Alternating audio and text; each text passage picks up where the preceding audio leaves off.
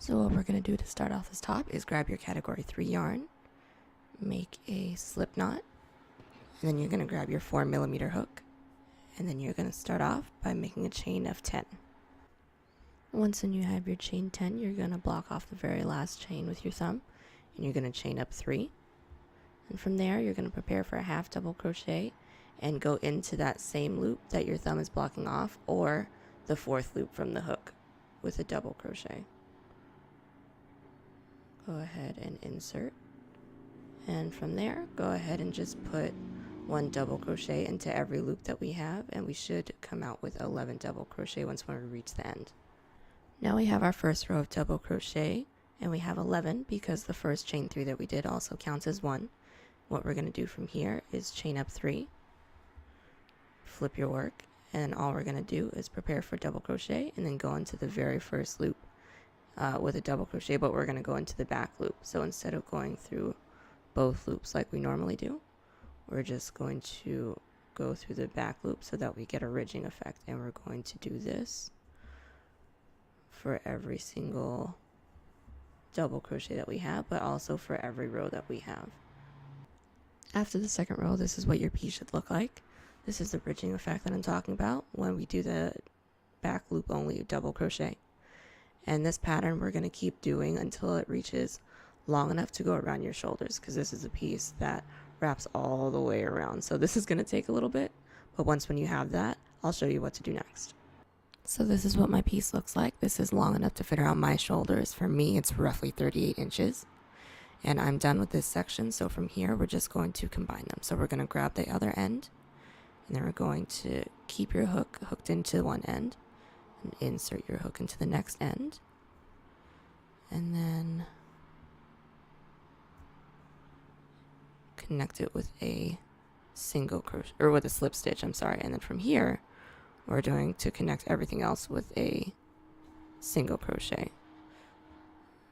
So if you can see, we're just going to sandwich them together, insert our hook into one of them, insert our hook into the same loop that's on the other side, and then single crochet, and do that all the way until you get to the end. Once we've done our single crochet, this is now going to be the inside, so we're going to flip it inside out, and this is what we should have. So from here, we're not going to cut and tie.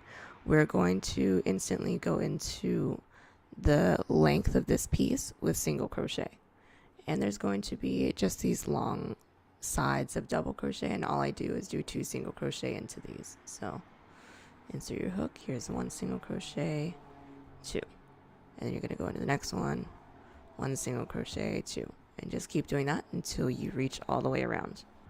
So I've done my row of single crochet around the length of this top, and all I'm going to do now is connect it. So all you're going to do is go into the very first single crochet that you did with a slip stitch. And from here, we're going to chain up 3, 2, 3, prepare for double crochet, go into the same loop that you're currently in. There we go. And then from here, we're going to do 2 double crochet into every single loop that we have, but we're going to be working in the front loops only. So just to show you, we're going to prepare for double crochet. Instead of going through both loops, we're just going to go through the front loop and then double crochet, and we're going to do this twice into every loop that we have. So just one more time, go into the front loop only. There's 1, there's 2, then we're going to do this pattern all the way until we get back around to this end, and I'll meet you once when we're finished with that.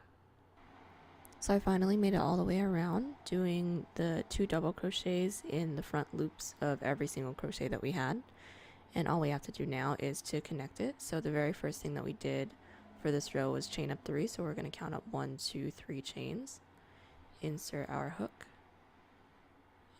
if I can, and then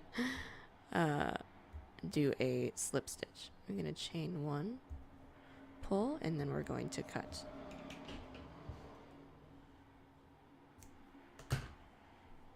So what we're going to do for the next row is So for the ruffles, we worked in the front loops only. For this next row, we're going to work in the back loops only. So if you fold the ruffles over, you can see that there is a very clear line of loops that we can go into. So we're going to insert our hook into any one of these lines. It doesn't matter.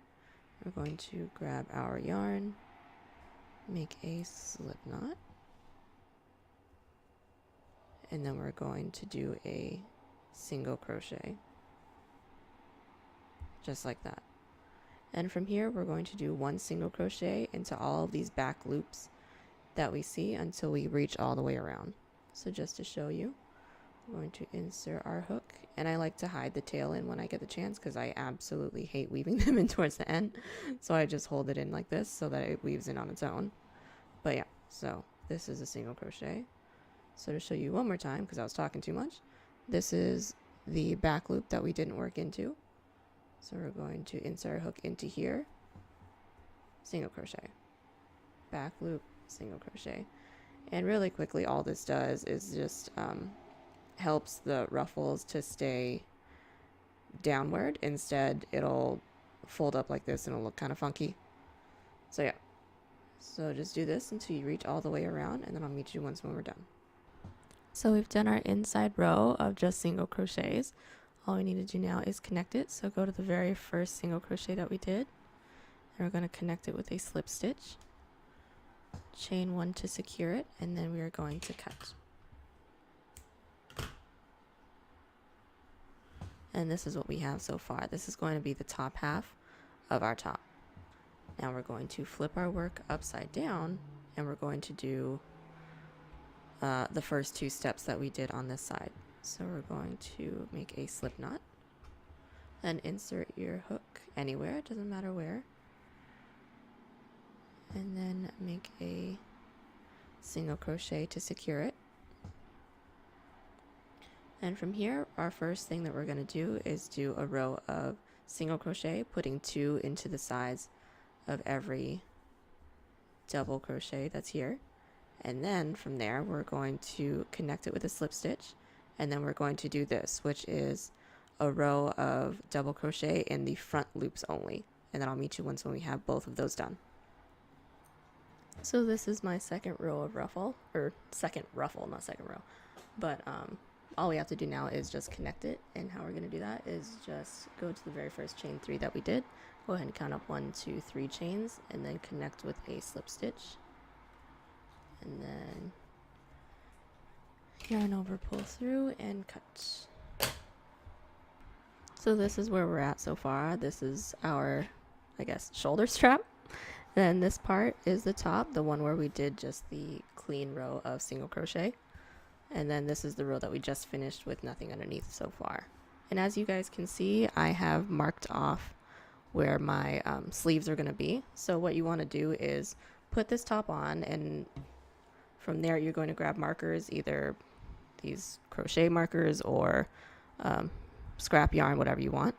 And then you're going to insert them in between your body and where your underarm is, and you're going to do that for the front and the back for both. And then from there, you're going to want to adjust it just to make sure that you have the same amount of chains, just so that one sleeve isn't bigger than the other. And then from here, we're going to need to connect the front to the back. And I've already measured that out for myself. It's going to be 6 inches, and we're just going to do that with a regular chain. So we're going to start at one of these ends. And we are going to grab this, make a slip knot. And then we are going to, for myself, this is going to be different for everyone. I'm just going to make a chain that is long enough, well, long enough as in 6 inches, to reach this other side. And then I'll meet you once when I have both of these done. So as you can see, I've done my attaching of 6 inches on both sides. So these little holes right here are going to be for the sleeves. And then obviously the one in the middle is going to be for your torso. But since we're here, we're going to start on the body portion, and we're going to chain up 3. So this is where we're at. We just did our chain up 3. That counts as a double crochet. We're going to prepare for double crochet and go into these back loops that we left when we did our ruffle row. And we're just going to put 1 double crochet into every loop that we have, including the these connectors that we have, but I'll show you what that is like when we get to it. So I just made my way to the connecting piece, and we're still going to be doing double crochets. I just wanted to let you guys know that we're just going to be inserting our hook into this chain that we did, and we're just going to keep going until we make it all the way around. So my first row of double crochet just went all the way around, and now that I'm back here, I'm just going to connect it with a slip stitch. We're going to count up 1, 2, 3 chains and connect with a slip stitch. And all we're going to do from here is chain up 3 and then go into the next loop with a double crochet and put 1 double crochet into every loop that we have. And we're going to do that until you get the length that you want. You can make this into a crop top, or you can make this into an entire sweater. That is completely up to you, but I'll meet you once when I have my length for myself. I just wanted to mention really quickly, I'm only on my second row of the body portion of the top. But I just wanted to mention that if you do want the top to taper in towards the bottom so that it hugs you really well, then when you get to a certain point, I would say like right underneath your bust, that you can do 1 decrease in each side. So this is where one of the armholes is, and I'm just going to do 1 decrease right in the middle. So here's 1 decrease. Just like that, and then continue on with the rest of your top. So just to clarify, if you do want it to taper, you're just going to add a decrease on this end where the armhole is, and then indicate where the other armhole is, and then do another decrease right in the middle. And I don't have a number pattern for this, so you're just going to have to eyeball it, but this does work as well. But with all that being said, I'll meet you when I have my body portion done again. As y'all can see, I have my body portion done. From here to here is 6 inches. And I also took the liberty of doing 1 sleeve, but we'll get into that later. We still have 1 more bottom band to do for the body portion. So how to do that, we're going to insert our hook anywhere. Yep, that's the right side. Into the top, we're going to grab our yarn, make a slip knot. And then from here, we're going to chain up 7. After you have your chain of 7, you're going to block off the very last stitch with your fingers. And then you're going to chain up 3. This is going to count as a double crochet. Then we're going to prepare for a double crochet and then go straight into that loop that we're blocking off. So it is the 4th loop from the hook. You can go ahead and double crochet directly into that loop.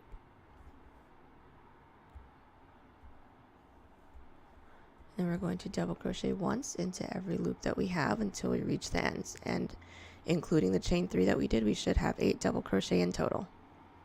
So now that we have our 8 double crochet, we need to connect it to the body portion of the top. And how we're going to do that, we're going to take a look at where we first inserted this first section of double crochet. So we're going to count the one right next to it. We're going to count 1, 2, 3, and then we're going to insert our hook into that 3rd one, and then attach it with a slip stitch.